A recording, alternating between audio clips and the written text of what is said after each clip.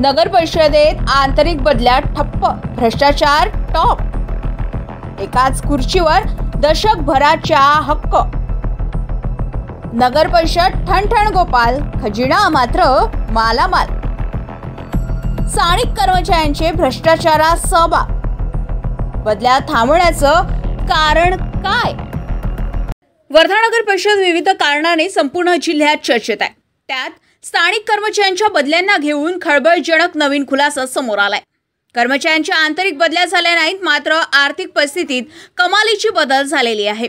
वर्धा नगर परिषद चक्क गडगंज कमाईचे साधन असल्यानं नगर परिषदेच्या प्रत्येक विभागात बऱ्याच वर्षापासून एकच कर्मचारी त्याच विभागात कार्यरत असल्याचं दिसून येत आहे।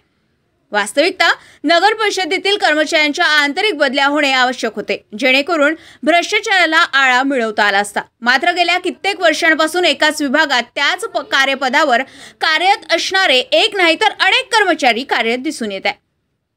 सध्या वर्धा नगर परिषद मोठ्या प्रमाणावर भ्रष्टाचाराच्या विळख्यात दिसून येत आहे। त्यात या स्थानिक कर्मचाऱ्यांचे रुजलेले मूळ वाढत्या भ्रष्टाचाराला कारणीभूत तर नाही ना, असा प्रश्न निर्माण होत आहे। एकाच विभागात एकाच पदावर 6 ते 10 वर्ष आंतरिक बदली न होता तोच कर्मचारी कसा कार्यरत राहू शकतो? यामागे आशीर्वाद तरी कोणाचा? बदल्या न करण्याचे नेमके कारण तरी काय? कुठे उद्देशपूर्ण यांच्या बदल्या थांबवल्या तर नाही ना? या कर्मचाऱ्यांच्या बदल्यांना जिल्हा प्रशासन गांभीर्याने घेणार का? यांसारखे मोठे प्रश्न सर्वसामान्य जनतेसमोर निर्माण झाले। शासन निर्णयानुसार प्रत्येक 3 वर्षात आंतरिक बदल्या होणे आवश्यक आहे, मात्र पूर्व मुख्याधिकारी भक्तांनी तर केल्या नाही। परंतु सध्या कार्यरत असणारे मुख्याधिकारी विजय देशमुख यांनीही आल्यापासून बदल्या केल्या नाहीत।